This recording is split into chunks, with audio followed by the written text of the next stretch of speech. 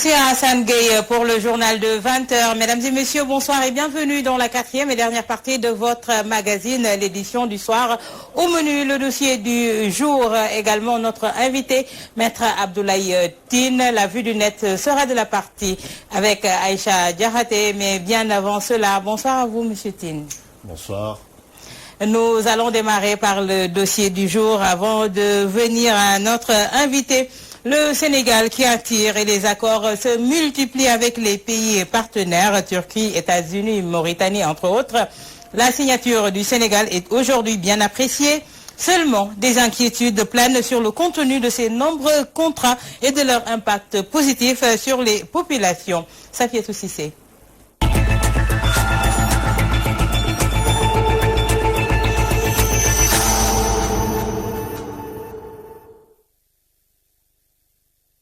Signature tous azimuts de contrats par l'État du Sénégal. Ces accords respectent-ils les intérêts des Sénégalais? Le journaliste et économiste Babacar Diouf n'en doute pas. Toutefois, il évoque quelques faiblesses. Dans le principe, c'est fait dans l'intérêt des Sénégalais.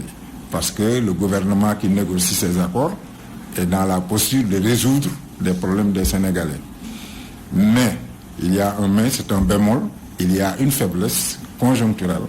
Parce que très souvent, les équipes qui se font face, ces équipes sont déséquilibrées pour la bonne et simple raison que l'expertise est du côté des pays du Nord qui sont très souvent mis aux outils et qui font que la plupart des accords ne respectent pas toujours l'ensemble des intérêts des Sénégalais simplement parce que c'est un rapport de force. Par contre, l'État est tellement jaloux de ses prérogatives que je ne pense pas qu'ils puissent accepter que, comme des vigies, que la société civile puisse être là pour dire oui, c'est bon ou c'est pas bien. Parce que simplement, il faut comprendre qu'il y a une dimension politique qui relève de la légitimité du suffrage des Sénégalais qui leur permet d'arbitrer et de faire des choix. Membre de la société civile, Babacar Fall exige la publication de ces accords pour plus de transparence. La question de la coopération bilatérale entre les États quand même pose la problématique de la souveraineté des États. Et vous savez donc, c'est des questions de souveraineté et la souveraineté c'est vraiment donc un domaine quand même réservé au chef de l'État. Alors maintenant, c'est vrai que le Sénégal a signé dans la période donc une série d'accords avec les États-Unis, avec la Turquie, avec un certain nombre de pays, la Mauritanie récemment. Je pense qu'on ne peut pas, de prime abord, donc impliquer la société civile au moment de la signature de ces contrats. Parce que, comme je vous l'ai dit, c'est des questions de souveraineté nationale qui relèvent du domaine donc réservé du chef de l'État. Par contre, ce qu'on peut faire, c'est qu'il faut rendre public ces contrats pour que les Sénégalais, que ce soit la société civile ou le Sénégalais lambda qui s'intéresse à ces questions, sachent ce que le Sénégal a signé ou n'a pas signé. Est-ce que les intérêts du Sénégal ont été préservés, oui ou non? C'est ça, je pense, que la grande question. Il faut aujourd'hui peut-être assurer également le transfert de technologie pour que donc les ouvriers sénégalais, les travailleurs puissent encore bénéficier de la technologie, donc de ces entreprises qui viennent s'installer, et peut-être même en contrepartie faire en sorte que les produits sénégalais puissent avoir accès au marché de ces pays qui viennent signer avec nous des contrats et que même la main-d'œuvre sénégalaise puisse effectivement donc aller travailler dans ces pays-là. Je crois qu'on l'a fait dans le passé. Et Babacar Diouf de souligner que les conséquences ne manquent pas avec la signature de ces accords. Dans les effets, c'est par des accords que nous avons eu le Grand Théâtre, que nous avons eu le Musée des civilisations noires, que nous avons eu un ensemble d'infrastructures.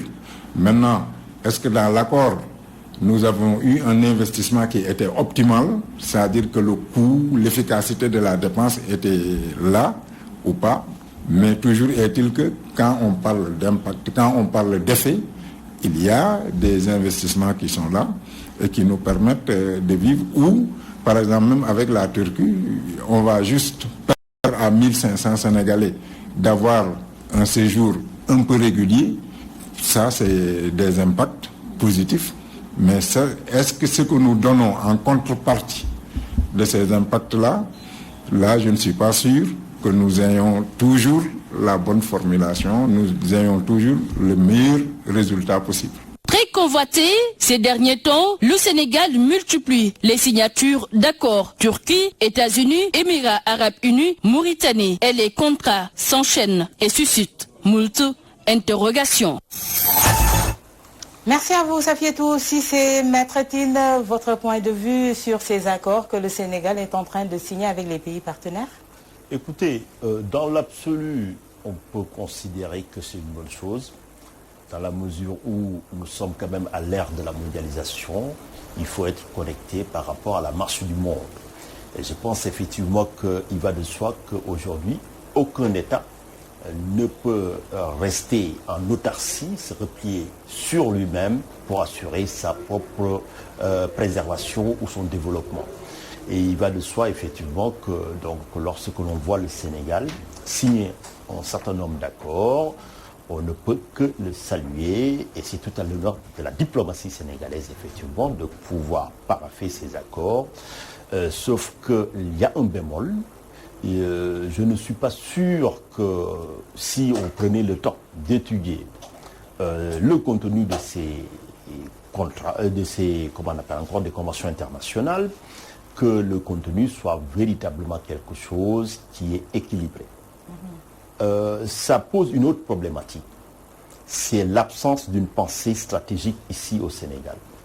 Nous n'avons pas, comme la plupart des États, des départements qui sont chargés d'analyse et de prospective internationale et qui essayent effectivement en amont de travailler sur les projets de convention, qui essayent, avant même d'aller à la table pour signer, de définir un intérêt national. J'ai l'impression qu'au Sénégal, lorsqu'on parle de signature de conventions internationales, ces accords, et qu'on parle d'intérêt national, ça reste encore, en tout cas, quelque chose de fou. Or, l'intérêt national dans les relations internationales doit prendre à chaque temps, à chaque moment, corps et forme. L'intérêt national, c'est quoi? C'est trois aspects. C'est l'image que l'État se fait dans les relations internationales, donc il peut être moral. L'intérêt national, c'est aussi l'intérêt économique. Quand je parle de l'intérêt économique, c'est de ses propres ressortissants, mais aussi des entreprises. Et troisièmement, bien sûr, l'intérêt national, ça peut être aussi le rôle que la nation sénégalaise, que l'État veut se donner, la place qu'il veut se donner dans la marche des affaires internationales. Mais est-ce que ces contrats ne devraient pas être rendus publics pour lever l'inquiétude des Sénégalais? Mais il va de soi. Parce que, comme on a l'habitude de dire, l'âme de la démocratie, c'est le contrôle. C'est le contrôle, c'est la transparence. Il ne doit pas y avoir, sauf si c'est des accords estampillés, secrets, défense. Donc il va de soi. Même aujourd'hui, la plupart des nations vraiment démocratiques, vous allez sur le site du ministère des Affaires étrangères, vous trouvez une version actualisée de toutes les conventions et accords que l'État a approuvé sur le plan international. Il va de soi, bien sûr, qu'au-delà du contrôle parlementaire, que les parlementaires, parce qu'on ne peut pas leur opposer un quelconque, si les parlementaires décident effectivement d'étudier des contrats, il doit y avoir accès, mais il doit y avoir aussi un contrôle citoyen, parce qu'il va de soi que, d'abord, c'est une exigence démocratique, le citoyen pour qui on prend des engagements pour son avenir, les 30 ans à venir, il doit pouvoir savoir cet endettement, est-ce qu'il est justifié? Est-ce que c'est vraiment quelque chose qui entre dans ce qu'on m'avait dit lorsque le gouvernement en place faisait campagne? Et est-ce qu'il n'y avait pas mieux à faire? Donc, pour toutes ces raisons, effectivement, je pense, pour répondre à votre question, que c'est à la fois même, à la limite, une banalité démocratique, ça devait être une évidence, qu'en tout cas, à l'ère de l'e-gouvernance, de la dématérialisation, qu'on puisse effectivement accéder d'un clic depuis son téléphone portable ou son ordinateur à toutes les conventions et accords que le Sénégal a signés pour se forger une opinion là-dessus. Et aujourd'hui, les corps de contrôle devraient aider les Sénégalais à lever tout équivoque. Aujourd'hui, ces corps de contrôle ne sont pas respectés, comme je peux dire, par nos gouvernants. Oui, on ne peut que déplorer cette situation parce que je rappelle que chaque fois qu'il y a des rapports qui ont été en tout cas déposées sur la table du président, au lieu de prendre ses responsabilités et de regarder la suite appropriée à donner, ou sinon de tout transmettre à la justice, parce qu'une chose, encore une fois, c'est de faire des rapports.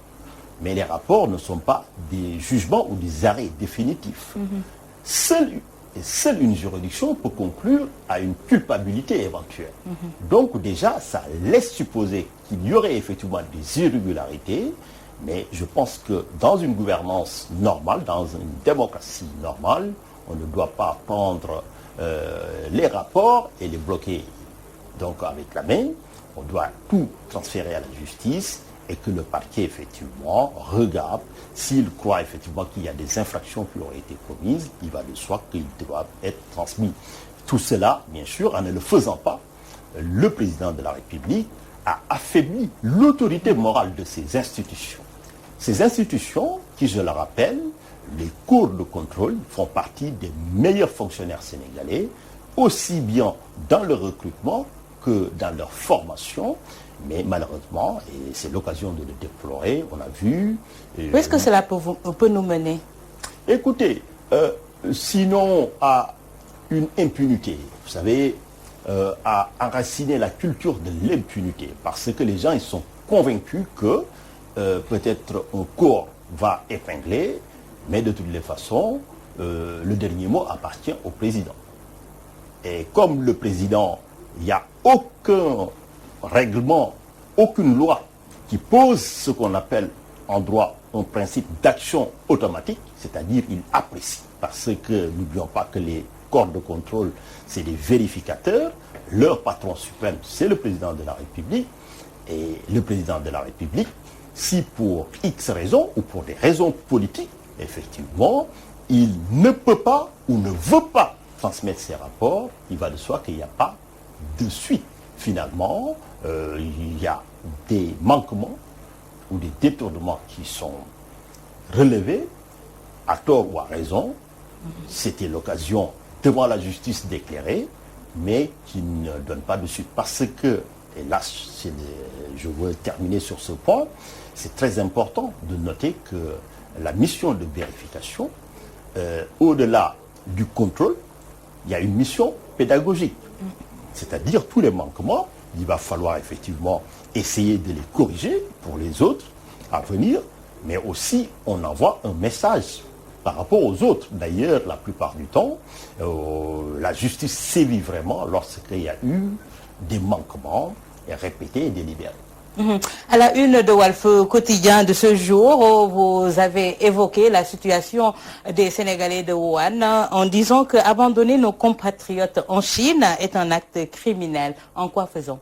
Écoutez, ce n'est ni plus ni moins qu'une non-assistance de personnes en danger. C'est un délit.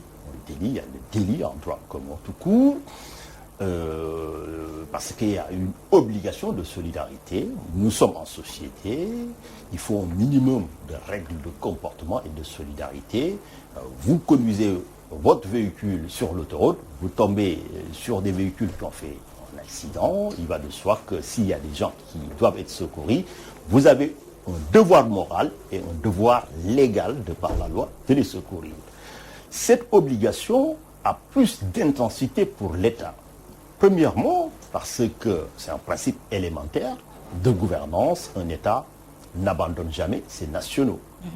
Un État ne doit jamais faire part de son impuissance institutionnelle, parce qu'il ne rassure plus. Le fondement même du contrat social, c'est que moi, citoyen, je me dépouille de ma liberté. Je vous le confère à l'État, à vous, État, et vous me garantissez la protection. La protection, c'est là où je peux me trouver, sur le territoire ou à l'extérieur. Aujourd'hui, pour parler du cas d'espèce, voici 13 Sénégalais qui sont aujourd'hui désemparés. Au lieu de délivrer un message qui peut rassurer les familles, on a un État qui nous dit, qui nous donne un argument qui n'est même pas intelligible, en toute logique intellectuelle, qu'ils n'ont pas les moyens de rapatrier. Au-delà du fait, effectivement, que c'est quelque chose de moralement condamnable, je pense effectivement que l'État, en les abandonnant comme ça à leur sort, s'il leur arrive quelque chose, pourrait être tenu pour responsable de n'avoir pas exercé leur protection consulaire sur ses citoyens. Mais quoi qu'il en soit, si l'État ne prend pas ses responsabilités, nous, citoyens, on est déterminés à prendre nos responsabilités. Est-ce que ce n'est pas par rapport au plateau technique que le Sénégal ne dispose pas de laboratoires ou de médecins qualifiés pour pouvoir accueillir ces Sénégalais-là, les mettre en quarantaine également, mais également veiller à leur santé? Écoutez, bon, je pense effectivement que le Sénégal a les ressources humaines hautement qualifiées pour gérer une situation de cette nature.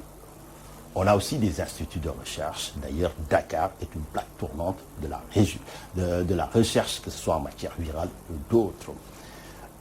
J'ajouterai tout simplement que, ça c'est ma conviction personnelle, si c'était une question de plateau technique, l'État pouvait régler le problème. Admettons qu'on puisse les suivre dans leur raisonnement et leur concéder qu'ils estiment qu'on n'a pas assez de compétences qualifiées et que la précaution voudrait qu'on ne les prenne pas. Qu'est-ce qui les empêcherait de s'organiser, d'aller chercher ces 13 Sénégalais bloqués en Chine, de les faire transiter via des partenariats hospitaliers dans un pays qui a un plateau technique beaucoup plus robuste, les examiner et les mettre en surveillance. Ceux qui n'auront pas de signes de maladie, on les réachemine. Si par extraordinaire, il y a des gens qui sont malades, on va les traiter et ils reviendront quand ils seront guéris. Donc, en un mot, si tel était le cas, si on estime qu'on n'a pas les compétences, ce dont j'en doute fort, mais si tel était le cas, on pouvait régler le problème en les faisant transiter dans un autre pays. Et vendredi dernier d'ailleurs, j'ai eu à évoquer cette question lors de ma rencontre avec l'ancien président de la République, mon confrère Abdoulaye Wade, et on a une parfaite convergence de vues là-dessus, parce que lui aussi, il était dans une démarche panafricaine, parce que c'est quelqu'un panafricaniste de cœur, et les étudiants et Abdoulaye Wade, c'est une longue histoire, c'est pour ça qu'il en tient particulièrement, et il nous a en tout cas exhorté que c'est notre devoir moral, effectivement, de faire tout ce qui est à nos pouvoirs pour que ces Sénégalais puissent revenir. Sur cette question, on a entendu le directeur des Sénégalais de l'extérieur qui s'est prononcé pour dire que pour sauvegarder la collaboration ou notre partenariat avec la Chine, ils ont convenu de laisser ces Sénégalais là-bas en Chine, à Wuhan. Si tel est le cas, cet acte peut s'analyser comme un acte de haute trahison, un acte criminel. Parce que tout simplement, on ne peut pas comme ça, au nom de la réelle politique, de la diplomatie, mettre en péril ou se désintéresser du sort de la vie des 13 Sénégalais qui sont nos frères, nos sœurs. Et je rappelle, ne serait-ce que dans une famille, même si on vous avait informé, qu'un de vos frères est malade et que c'est hautement contagieux, cela ne vous empêchera pas d'aller à l'hôpital, de vous mettre au chevet, au pied du lit, pour voir advienne que pourra. Ça ne veut pas dire qu'il ne faut pas prendre les précautions. Et aujourd'hui, l'état de la science, l'état du savoir médical permet de gérer cela. Le président Wade m'a précisé qu'il a eu à échanger avec un spécialiste d'un pays très développé en la matière, qui lui a fait part que de tels virus n'étaient pas en situation de pouvoir se propager dans un pays chaud. J'ai eu aussi la confirmation personnellement par rapport au cas indonésien. Je me suis intéressé de ces dernières semaines par rapport à l'Indonésie. Au début, il y a un certain nombre de chercheurs qui disaient que les Indonésiens peut-être seraient seraient porteurs plutôt d'un système qui les immunisait en cela. Mais pour avoir été en Indonésie, je rallie les conclusions tendant à considérer que c'est parce que c'est un pays à la fois chaud et humide qui fait que jusqu'à présent, le virus n'a pas pu se propager. Nous allons parler des questions de liberté et de la législation au Sénégal en évoquant l'arrêté Ousmane Ngom. Ousmane Ngom lui-même s'est prononcé sur le sujet en disant que on peut maintenir cet arrêté-là pour sauvegarder la sécurité au Sénégal. Est-ce que vous abondez dans le même sens? Pour moi, c'est un non-sens juridique et un non-sens démocratique. Un non-sens juridique parce que il est avocat, il a fait l'université Cheikh Anta Diop comme moi. Le cours de deuxième année en droit public, le fondement du droit public, c'est l'arrêt Blanco qui organise tout. Ce qu'on vous apprend plus tard, c'est que le pouvoir de police du préfet, c'est-à-dire le pouvoir qu'il a pour interdire, organiser une manifestation, ce n'est pas un pouvoir permanent. Il doit donc étudier au cas par cas pour chaque demande parce que chaque situation correspond à des faits d'espèce qu'il doit motiver en fait et en droit. Et il est de principe et de jurisprudence et de réglementation tout simplement que le préfet n'a pas un pouvoir général et d'ordre à portée générale et impersonnel. C'est-à-dire ce pouvoir-là, seul et seulement dans une démocratie, une loi peut poser des règles pour l'avenir d'une certaine manière. Et le préfet n'a pas cela. Nous, non seulement on l'a contesté déjà formellement, mais nous l'avons contesté devant la plus haute juridiction administrative ici, avec mon confrère Hassan Diomandjaï, suite à une interdiction de marché de la société civile, qui n'a fait que rappeler la jurisprudence LDMPT, qui a été rendue depuis 1988, qui rappelle les principes élémentaires du droit public que je viens d'évoquer. Donc pour cela, c'est un non-sens juridique, c'est un non-sens démocratique, parce que dans une démocratie, il n'y a aucun espace qui est sanctuarisé. Aujourd'hui, je ne crois pas que la place de l'indépendance ou le ministère de l'Intérieur soient des points beaucoup plus sensibles que la Maison-Blanche ou même le Parlement, donc aux Français à l'Assemblée nationale, devant le Palais Bourbon. Nous, C25, à Paris, on a été autorisés l'année dernière à aller organiser une marche devant l'Assemblée nationale. Mais lui, pour légitimer son arrêté, il a dit que le centre-ville est le cœur du pays et il a donné comme exemple Korogo et Bouaké, d'où est parti l'embrasement de la Côte d'Ivoire. Écoutez, comme on dit, comparaison n'est pas raison. Le Sénégal n'a rien à voir, mais n'a rien à voir avec la Côte d'Ivoire. Ça, c'est le premier point. Deuxièmement, en matière démocratique, ça doit être un progrès linéaire. On ne doit pas regarder dans le rétroviseur pour regarder les gens qui sont derrière nous. Nous devons regarder les démocraties les plus élaborées parce que c'est une conquête qui ne doit être que évolutive et progressive. Et c'est pour ça, effectivement, que toute tentation en arrière doit être combattue. Et je persiste à croire, effectivement, que cet arrêté Ousmane Ngom, aujourd'hui, est une régression. Vous me permettrez de faire part de mon indignation et de ma surprise, d'ailleurs, de voir le pouvoir actuel de Macky Sall oser invoquer cet arrêté. Je rappelle qu'un jour, ils ont organisé une manifestation devant la place de l'Obélisque. À la fin, certains avaient prévu effectivement de venir marcher ici, à la place de l'Indépendance. Ils ont été violemment réprimés. Violemment réprimés. Certains même ont traversé toute la place et se sont retrouvés dans le marché sans savoir pourquoi. Et il y a des gens qui ont perdu la vue, comme Mamadou Diop, qui était juste là parce qu'il croyait à la justesse du message, le caractère véridique de ce qu'il prônait d'une certaine manière. Et je pense effectivement qu'aujourd'hui, voir ce pouvoir, parce que je me suis occupé 7 ans de ce dossier jusqu'à ce qu'on ait la condamnation de qui il se de droit, y compris l'État qui a dédommagé au mois de novembre dernier, je suis aujourd'hui indigné profondément de voir effectivement ce pour qui il avait lutté aujourd'hui, c'est là. Je considère que c'est un deuxième assassinat de Mamadou Diop parce qu'ils ont assassiné l'esprit du combat pour lequel il est mort. Au Sénégal, on parle de restriction des libertés. Le cas Guy Marius Sagna en fait partie? Tout à fait. En vérité, le cas Guy Marius Sagna, c'est un activiste. Un activiste n'est pas un terroriste. Pas un terroriste. Il n'est pas dangereux. Pour la petite anecdote, je vais vous dire, Guy Marius Sagna, je l'ai connu à la faculté, ici, à l'université Cheikh Anta Diop. Quand j'habitais au pavillon A, je l'ai côtoyé. Je sais que c'est quelqu'un d'éminemment pacifique. Par contre, c'est quelqu'un qui est engagé d'une certaine manière. Et quand même vous regardez les vidéos, vous voyez qu'il n'est pas venu pour se jeter ou essayer d'entrer dans le panier. On l'a pris et on l'a plaqué contre les grilles. Donc la version là, c'est une banalité démocratique, que des gens puissent faire des coups d'éclat. Il est dans son rôle.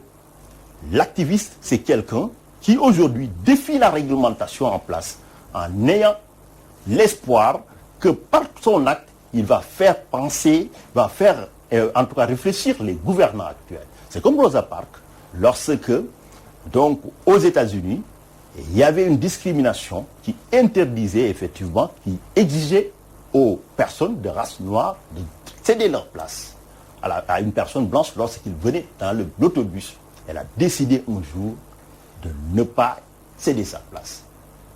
À l'époque, c'était un délit, mais c'était le début effectivement d'une brèche pour l'avancée des libertés publiques.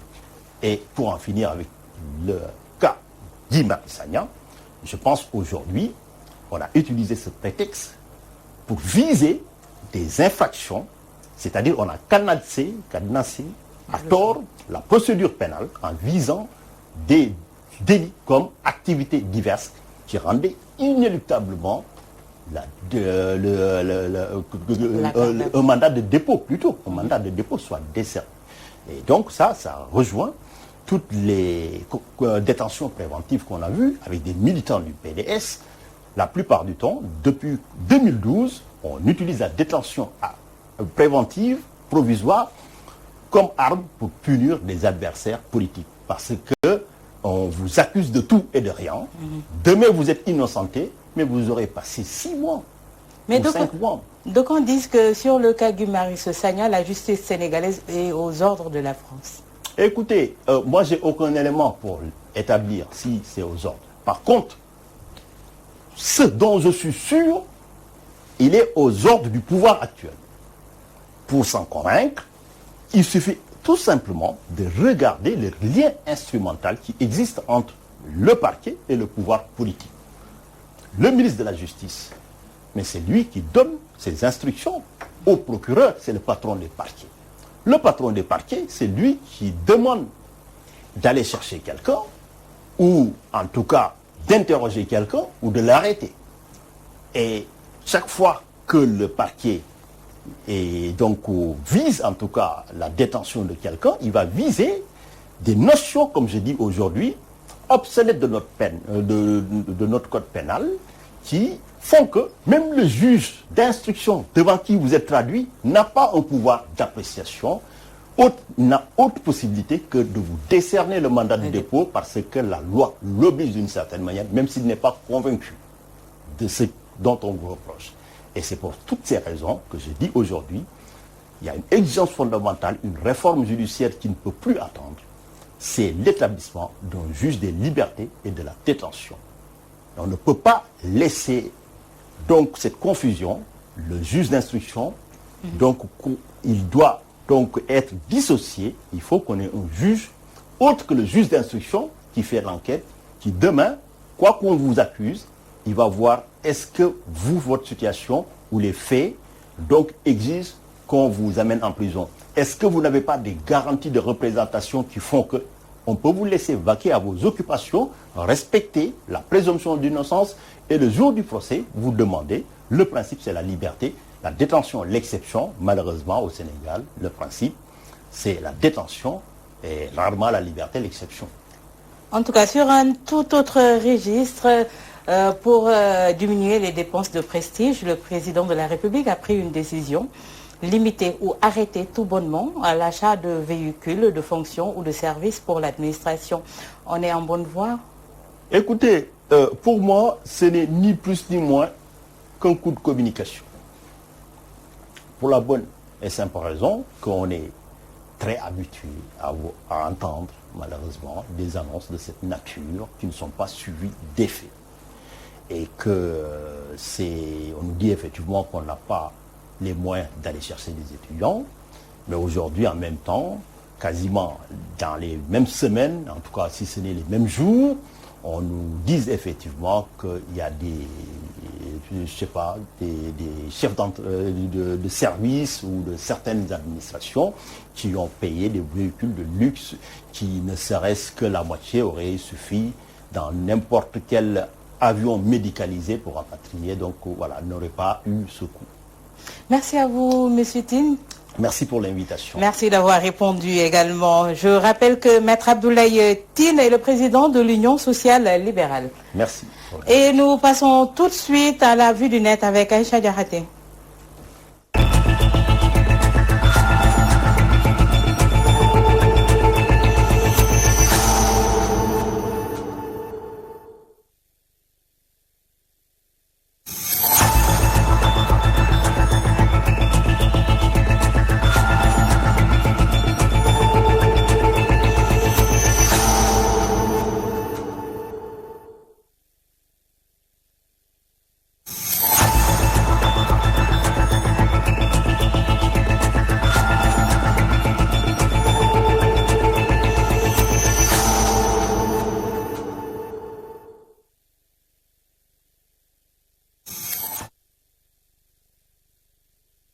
Diakhaté avec moi dans ce studio. Aïcha, bonsoir. Bonsoir à Diop, bonsoir à nos chers téléspectateurs. La vue du net aujourd'hui, les internautes se sont penchés sur quelles questions? Se sont penchés sur votre dernière question élaborée dans l'entretien avec Maître Tine tout à l'heure. En Conseil des ministres, le président de la République, Macky Sall, a tout bonnement mis en terme aux achats de véhicules administratifs, ceci jusqu'à nouvel ordre. Et toute chose a une raison, et selon l'Observateur repris par nos confrères de Seneweb, le président de la République a découvert que des ministres et d'autres directions ont inscrit dans leur budget plus de 5 milliards de nos francs à l'acquisition de véhicules, une pratique selon toujours nos confrères illégale, car la direction du matériel et du transit administratif est la seule habilité à acquérir, les dites voitures. En tout cas, 5 milliards, c'en est trop. C'en est trop, et nos amis internautes se sont penchés sur cet article publié par nos confrères de Seneweb. Et le premier qui commente, Awa, se pose la question de savoir pourquoi alors les responsables ne sont pas démis de leurs fonctions. C'est la question qu'il se pose. Le premier qui commente, un autre, il dit, il ne pourra jamais, lui seul, combattre toute cette corruption. Ce pays est pourri, les gens ne voient que l'argent et par tous les moyens.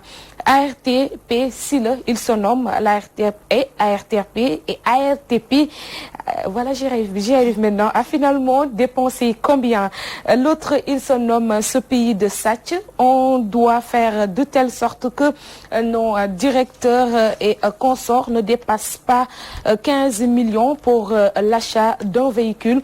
Si c'est un berline, pour 15 millions et 25 millions pour un 4x4, il y a même des 4x4 à 15 millions neufs. Et Macky Mariam Faye qui dit que Macky Bougoul Lendem, comme pour dire que Macky Sall, le président de la République, ne se verse pas dans l'illégalité, la transparence. Merci. Awa. Après avoir fait son marché, lui, il se nomme en commentant, il dit facile à dire une fois quand on a déjà fait le plein pour 5 ans, 350 milliards de francs CFA, de 4x4 limousines Maybach et de super trucks V12. Où sont les de véhicules offerts par le Japon et la Chine lors du FESMAN par exemple, des voitures neuves que je n'ai jamais vues circuler. Mbaro dit, comme pour le répondre, il se nomme, il répond au précédent à cette question. Il dit, cette question, je pense, il faut la poser au régime précédent, c'est-à-dire Abdoulaye Wade et le PDS, car le FESMAN a été organisé en 2010. Un autre Awa, il commente toujours sous le couvert de l'anonymat. Ces mesurettes ne serviront à rien tant que l'impunité sera érigée en mode de gouvernance. L'argent du contribuable est dépensé sans retenue par ces personnes et le président ne fait rien pour changer les choses. Moi, un point, c'est tout. Il se nomme, il dit dommage de voir ce gaspillage honteux alors qu'on manque de tout, abri provisoire, médicaments essentiels, problèmes de prise en charge, des nécessités aux urgences, déception, désolation.